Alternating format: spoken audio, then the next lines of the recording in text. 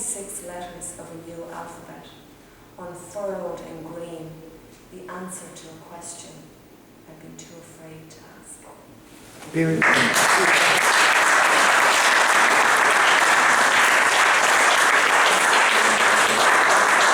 Next up is Jean O'Brien, please.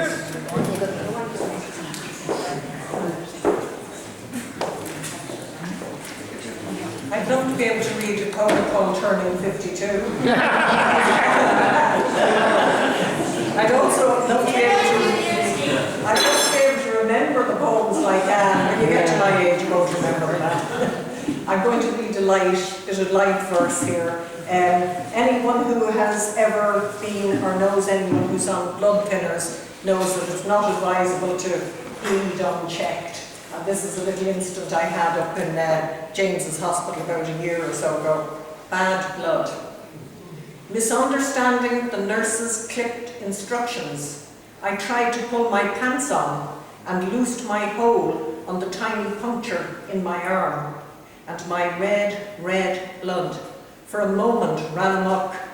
It was impressive. Then I shook myself, put pressure on my arm, watched the sticky stream slide down, and think of years ago when my infant son fell and cut himself. How he yelled indignantly, "My blood is out! My blood is out!" Now I shout for help. A nurse comes running, sees the splash and splatter of my mini bloodbath, and harshly cautions, "Don't move," as if I could, almost fainting and with ankles trouser lassoed. She hurried back with a yellow hazmat bin, its warning triangle and black horned circle signalling to me the trouble I was in.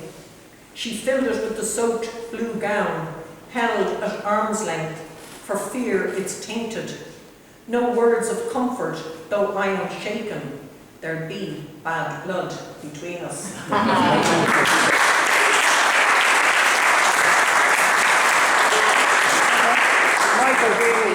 Michael Green, yeah.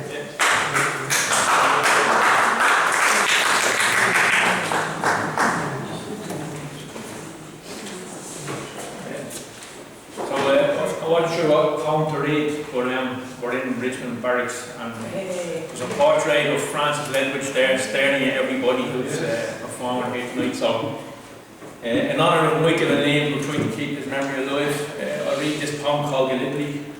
It was written after, I've been to Gallipoli a couple of times, and I'm very interested in the story, so I know he didn't die there, but it's the first poem I ever wrote about Gallipoli, so I'll read to him. Gallipoli, after a visit to the battlefields 2011. Today I stood above the Aegean Sea, listening for echoes I could not hear. The silent tempo of the ground resonates still on unnatural landscapes.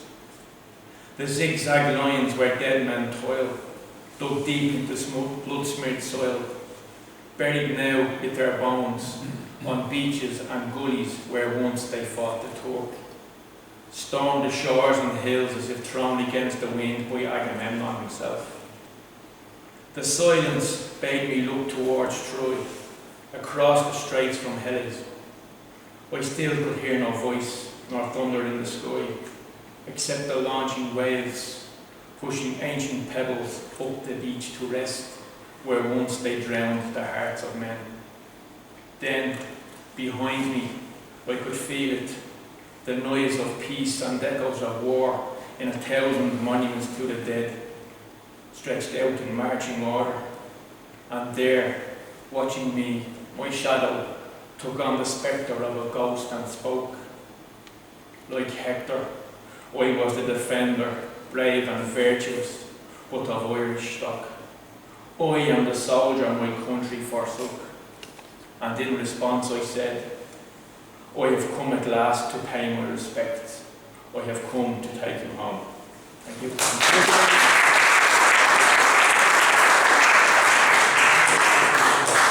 Next up is Christine Brown.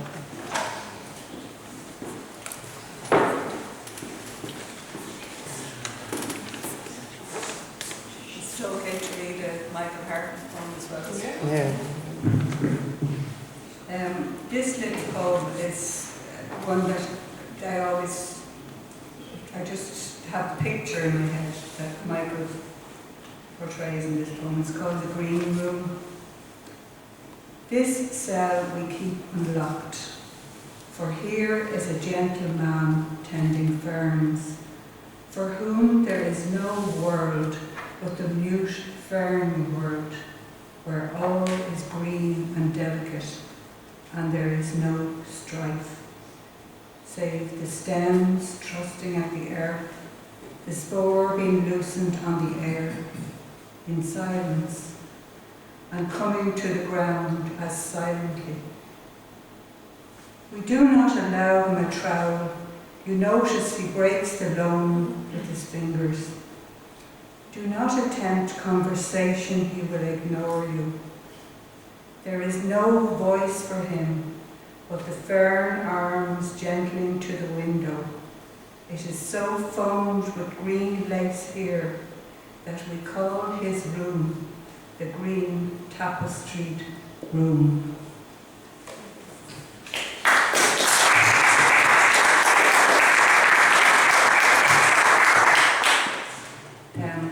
And I'd like to read this poem that won the Trócaire competition this year. The theme for the Trócaire competition was Land is Life.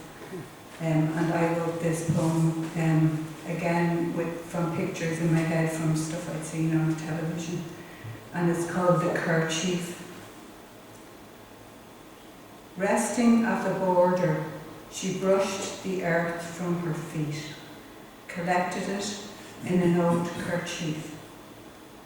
And while her sons slept, she scraped the soil from their sandal soles, and this too she added to her treasure. She coaxed the river mud from between the toes of the little ones who twitched in their slumbers, dreaming perhaps of tickles. The other women, sensing her mission, combed the travel dust from their long hair, brushed it from their clothes, gifted it to her. So light and heavy, in her hands she held the earth and airborne essence of their land, and she tied it in a bundle, hung it like a third breast on her chest, taking her homeland with her. When morning came, they crossed the border, and she imagined that the apple pip she sucked might be the first seed she would plant in this bag of heavy loss.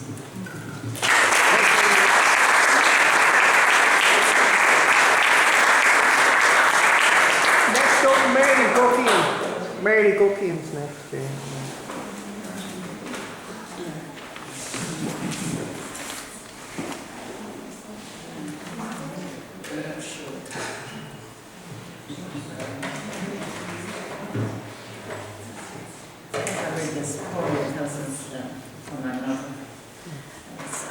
Our clothesline.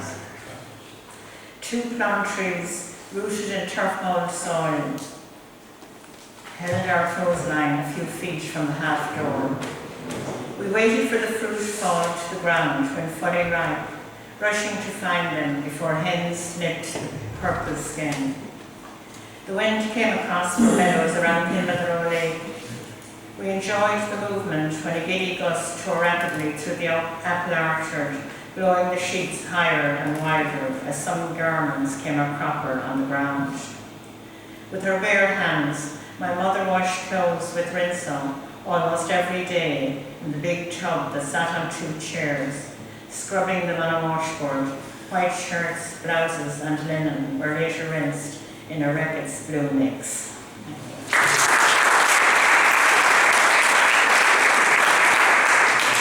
Next up is Susan Sweeney.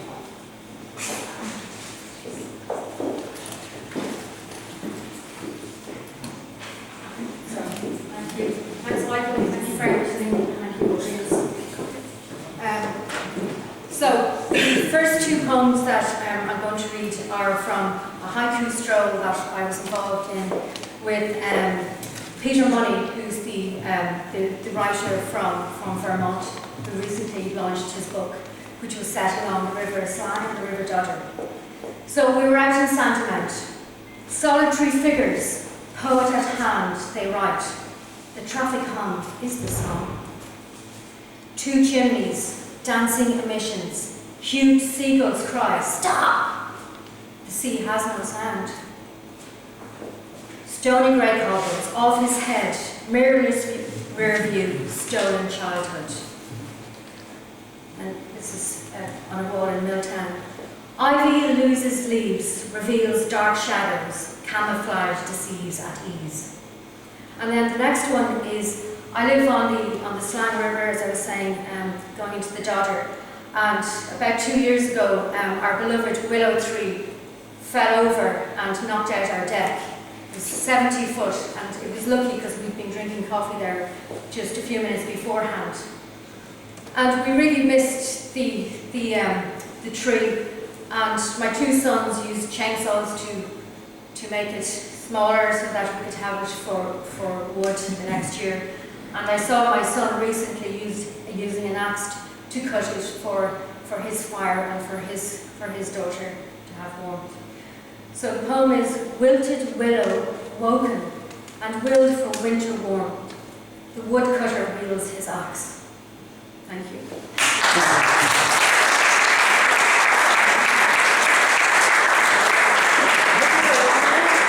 Will you give us another song just to break the words of him? Me? Yeah, him. Your name is him. I've seen some could you join him? Could you join him? Oh, Susan. Yeah, we'll do it. Harmonise with Peter. I know it's very difficult. Harmonise with Peter. Harmonise with him. Well, I don't know what we do. You knew the last one, did you? Yeah. That's going to be the start of something, you know. It's going to be the start of something big, yeah? Don't go up to finish mark. No, it's not. You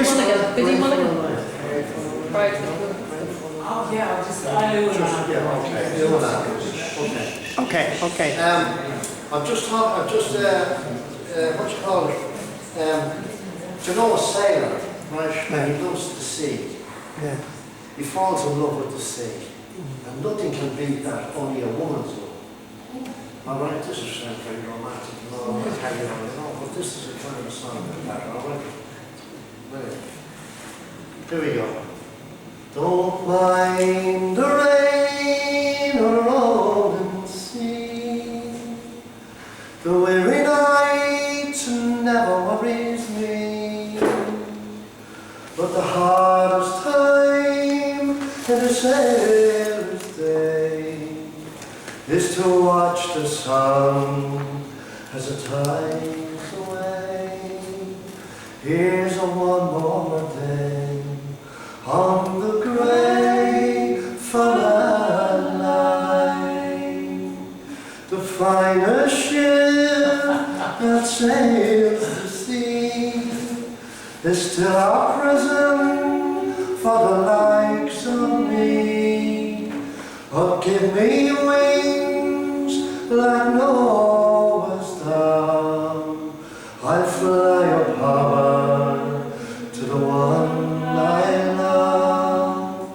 Here's a one more day on the grey furrowed line. Once my heart was wild and free, like a flashing spar on the open sea. But now that spar has washed ashore and come to rest at my true love's door. Here's a one more day on the grey furrowed line. Lord, if dreams were only real, I'd put my hand on that wooden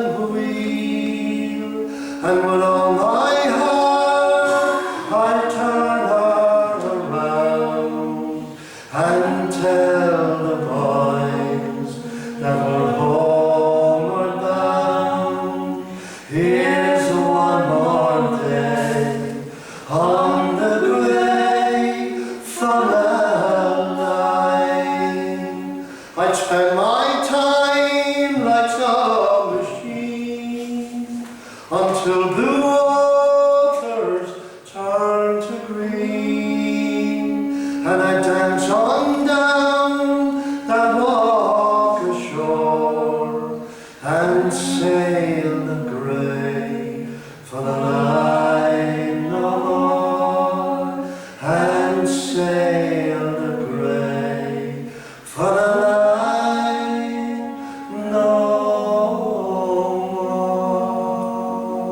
Wow.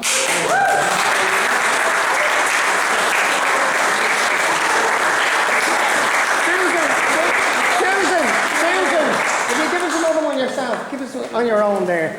Don't have with Peter interfering. Peter putting you off your key. The next time I have yeah, I only had that one in my head because I have some poems that I've set to music, but I won't do them now. So I'll just finish with a quick drinking song from Scotland. Ah, that's what we need.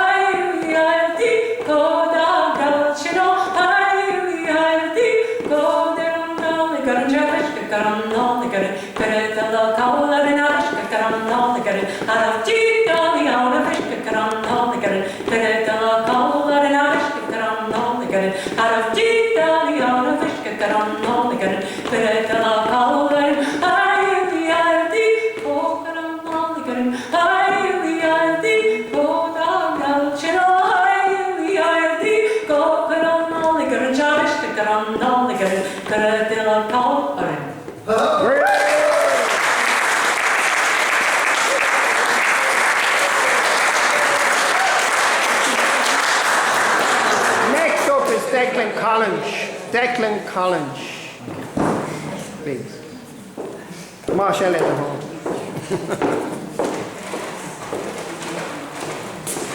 Bhí sé de frivolite gom Commodore Screeve, Solution, Michael Partners, remembering Michael Partner. It was my privilege to do a chapter in the book about 10 years ago, remembering Michael Partner. And I did the actual intercourse sonnets which has been discussed here tonight. I included this little poem which is bilingual, and there's an expression in Irish, the sandpiper cannot serve two strands. So it's about Hartnett's problem with, or the tension between his English writing and his Irish language writing. Okay, Bill a Hith. The title Bill a Hith was a poem written by Martin O'Deiron when Martin O'Kine died, a fallen tree. Almost the Vihar of Heart Nature. Kay Shane Foss a Wolair nor Haltu Lane da Vroch. A Irish Papin a Rinnan Rowd and Dawra. Bevocht a Vartur de Chamcourt, fired I Vroder de Hoode, a Rabe Dorsche Dote, go Shreib the Vishna Hus, Timmy Rat, Dor Vago and Norhe, Gon Skull Villa Dor Gudok, Dot Horov. Fallen tree. Though you surely deny it, it was clear you never lost your footing between two banks. Elfin man in the cap, who chose both shores, your way was destitute on your rambles, the fire of a brother blazing in your eyes, pounding on closed doors until your spirit failed you and you went away, leaving us shamefaced outside the shadow of your sacred tree, attending your obsequies. Another one here, short one as well. This poem called Lyric of Brick makes a reference to one of Hartnett's earlier collections, Lyric of Brick, or The Horns of a Badger, which in itself is a metaphysical conceit where, as Dr. Johnson did, two heterogeneous ideas yoked together by violence. Lyric of Brick, near Howlius Lyric of Reeve Lesh Rock, on Creator Coulon de Tokalesh the Durgus, Egale on Dinne, Ig Tehelan on, a Hotu Over Machnaful. There's scoring that shoes and a brotho the whole ve veen, Noladovio Bruder Fane, a ver Maravon Vac, a yin slog fos, ag dúr rachta ramasc a choide. Heastú lo nuair a dá tú slán leis an méra, an yon féin a filiachta, tú imethe le fuachtas le fón, deil tamach ó do vítir, do muine an bhrein, hús Jackie ag dala a húlas do hata tíirm. Fecum fós tú ag grína asnacha an duine, mar chláise go prátaí le linn drochéir. Gan seach tríomh ar hamla dalíne, iad áir le háisiir féin, ag chur áir gur fiad a úr ar bhroc. And the last verse was a reference to All That Is Left, which is an early poem that Hartnett wrote about a skeleton and looking at the skeleton, saying how little you could actually understand about human passion, human intelligence by just looking at the skeleton on its own. So there's a reference here to here's the translation: badger's horns. I never imagined a badger with horns. The poor tiring creature digging down in darkness, retreating from humankind, fleeing for his life. But you gave me pause for thought. You are not averse to walking in rags with Owen of the sweet mouth, or Davy O'Bruger himself, his fingers numb from the spade, his dignity intact, directing his wrath against the rabble who spurned him. You stood with him when he said farewell to English, despite your talent for poetry, astray in the cold, isolated from your people, dependent on the drop, a cloud of smoke blinding your eyes, choking you to death. I see you still tracing the rib cage of a man, like lazy beds during the famine, never finding a voice for your art, a prophet in your own land, once creating figurative horns for a badger.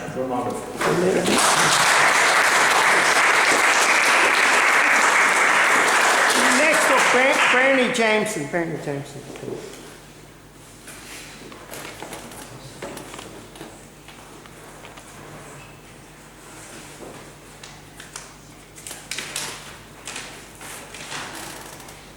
In Kildare, the canals are a source of recreation for young people, so this is called Canal Swim. August brings a harvest to the young, brimming with joy or bravado at exam results. On a sun-soaked canal bank, poised to jump, they see below the original selfie of Narcissus, enthralled by beauty with the blue sky behind. Then in with a splash, swim to the other side, glory of green fronds waving at their feet. The boy-minding foams laughs at the sight, as they climb from the water, hair reeking wet. From here the roar of the loch is heard, down where the water foams and plunges to depths no one here yet has a care for, in the canal womb with babes swimming barefoot.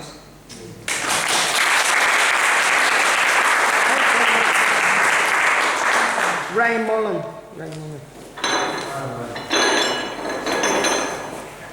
We got just there. Just instead of a clap, we kicked over the cup.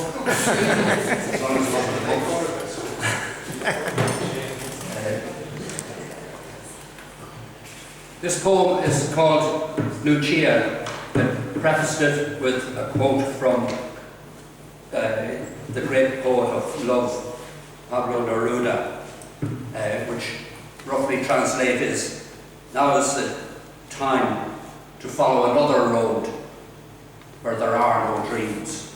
Lucia. I dreamt I saw Lucia last night, chatting on the train, going home from Heidelberg. Her feet were tucked underneath her on the seat. Laughing lightly as she spoke, she warmly gripped my hand. From time to time, she leant her head towards mine, almost touching my brow with hers, and smiling like no other woman could ever smile. And her sweet breath whispered the sins of paradise. Amen.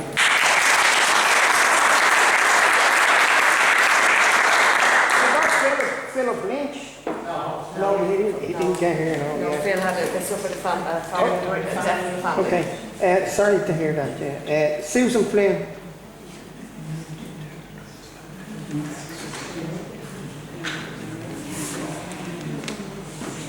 Tommy built like. Okay, put him in.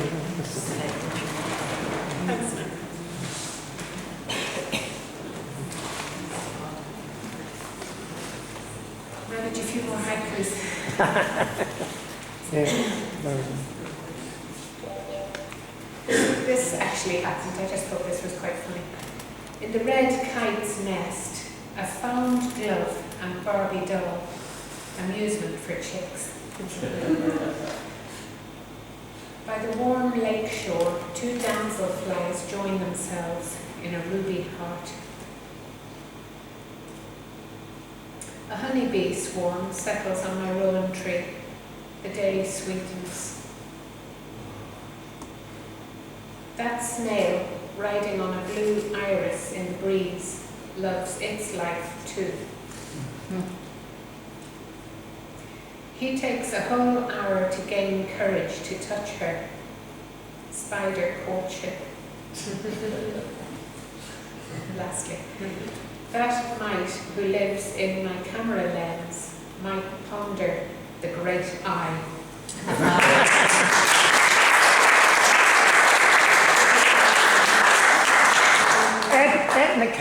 Ethnic counting. Hope you're not going to read everything in that book.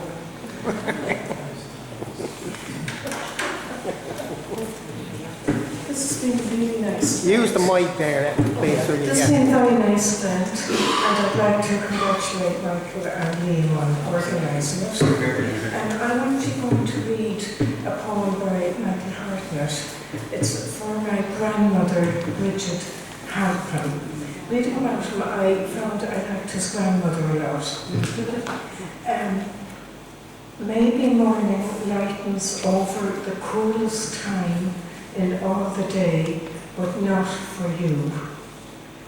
A bird's hover, seabird, blackbird, or bird of prey was rain or death or lost cattle.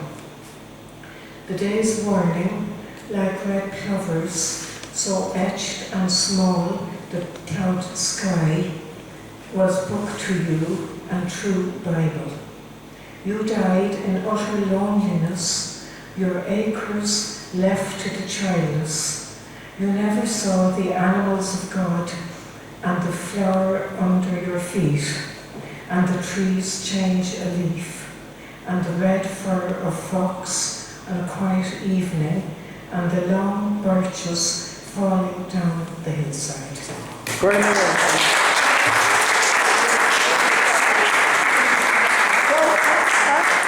I think we have enough time for Liam to read the 3-9 poem. Liam O'Mara. You couldn't resist.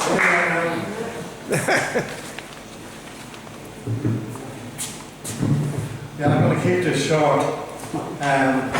Susan McKeown's drinking song is having its effect on her. I just want to say how honoured we are to have Susan here, director of the Kula Foundation and the Grammy Award winning singer.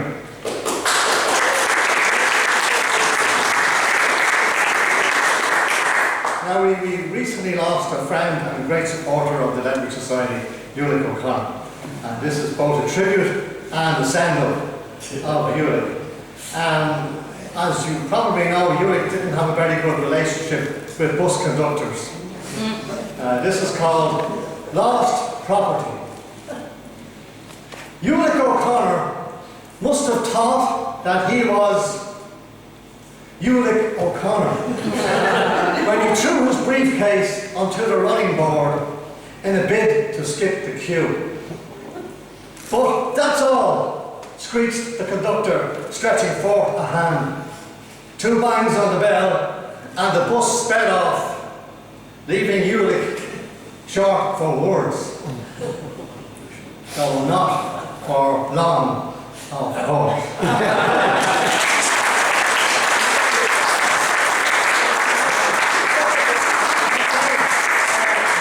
Thank you all for coming, special guest Michael Judd, and all of the people who performed here this evening. And I'm sure Michael Harkin, wherever he is, smoking gold in hell or wherever, is enjoying the proceedings. So we're going to adjourn to a watering hole in the locale. So if anybody wants to join us, which is it, Liam? Sorry?